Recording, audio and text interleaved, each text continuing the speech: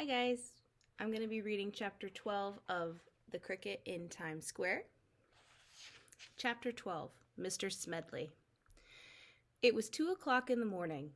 Chester Cricket's new manager, Tucker Mouse, was pacing up and down in front of the cricket cage.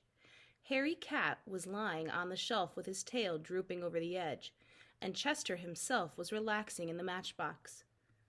"I have been giving the new situation my serious consideration," said Tucker Mouse solemnly.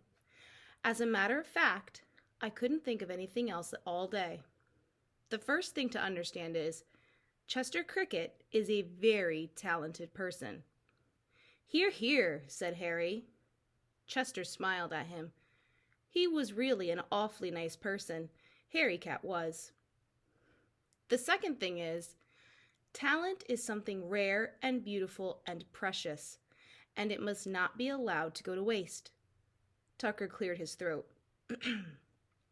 "And the third thing is, there might be, who could tell, a little money in it maybe." "I knew that was at the bottom of it," said Harry.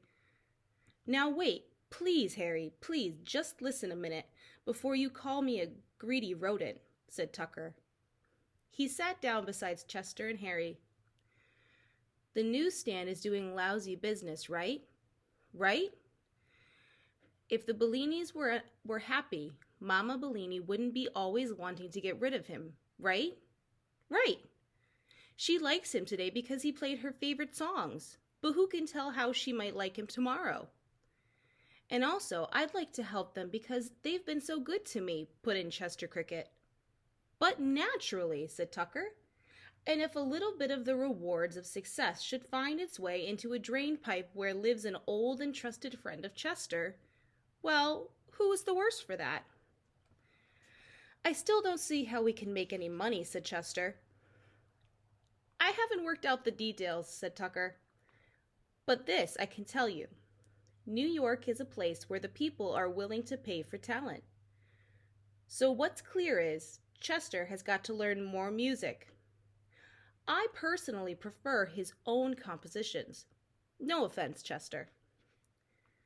"Oh no," said the Cricket. "I do myself." "But the human beings," Tucker went on, "being what human beings are, and who can blame them, would rather hear pieces written by themselves." "But how am I going to learn new songs?" asked Chester. "Easy as pie," said Tucker Mouse. He darted over to the radio, leaned all his weight on one of the dials, and snapped it on. "Not too loud," said Harry Cat. "The people outside will get suspicious."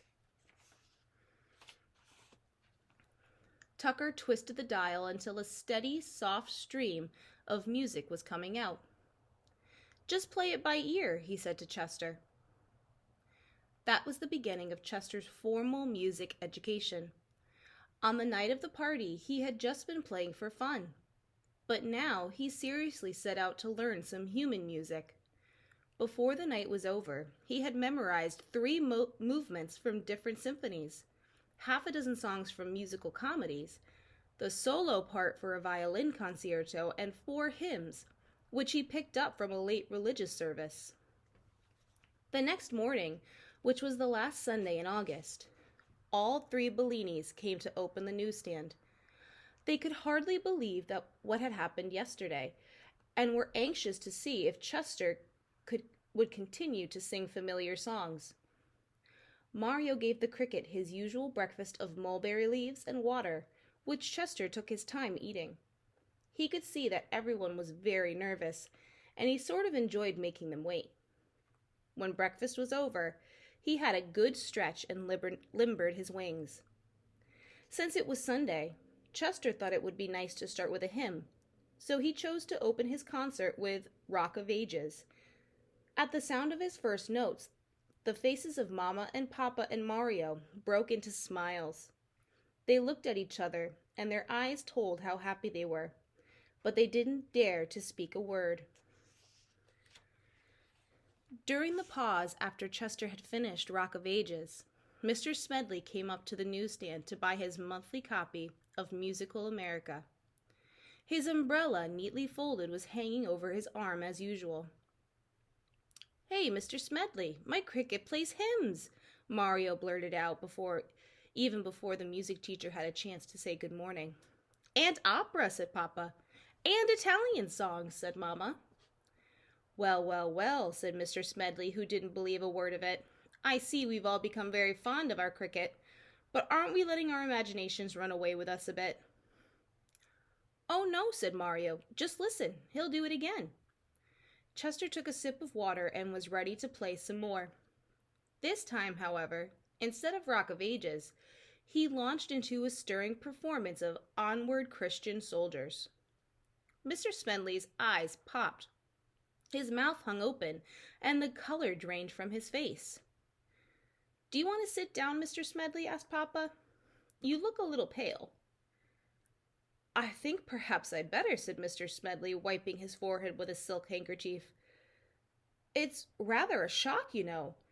He came inside the newsstand and sat on the stool, so his face was just a few inches away from the cricket cage.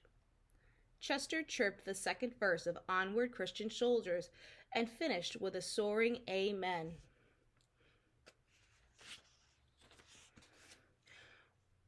Why, the organist played that at church this morning, exclaimed the music teacher breathlessly.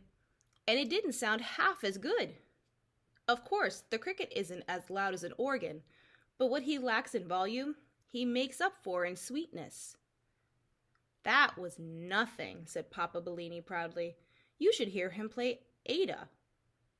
May I try an experiment? Asked Mr. Smedley. All the Bellinis said yes at once. The music teacher whistled the scale. Do, re, mi, fa, sol, la, ti, do. Chester flexed his legs, and as quickly as you could run your fingers up the strings of a harp, he had played the whole scale. Mr. Smedley took off his glasses. His eyes were moist. He has absolute pitch, he said in a shaky voice. I've met only one other person who did. She was a soprano named Arabella Hefflinger. Chester started to play again. He went through the two other hymns he'd learned, the Rosary and A Mighty Fortress is Our God, and then did the violin concerto. Naturally, he couldn't play it just as it was written without a whole orchestra to back him up, but he was magnificent, all things considered. Once Mr. Smedley got used to the idea that he was listening to a concert given by a cricket, he enjoyed the performance very much. He had a special praise for Chester's phrasing, by which he meant the neat way the cricket played all of the notes of the passage without letting them slide together. And sometimes, when he had been deeply moved by a section, the music teacher would touch his chest over his heart and say, "That cricket has it here." As Chester chirped away through the program, a crowd collected around the newsstand. After each new piece, the people applauded and congratulated the Bellinis on their remarkable cricket.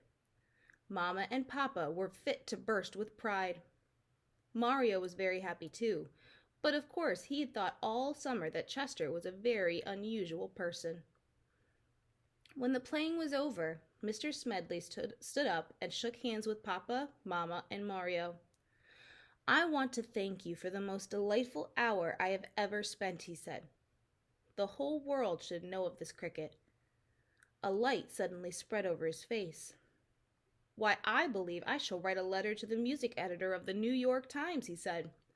"They'd certainly be interested." And this is the letter Mr. Smedley wrote. To the music editor of the New York Times and to the people of New York. Rejoice, O New Yorkers, for a musical miracle has come to pass in our city. This very day, Sunday, August 28th, surely a day which will go down in musical history, it was my pleasure and privilege to be present at the most beautiful recital ever heard in a lifetime, devoted to the sublime art. Music, that is. Being a musicologist myself, and having graduated with honors from a well-known local school of music, I feel I am qualified to judge such matters, and I say, without hesitation, that never have such strains been heard in New York before.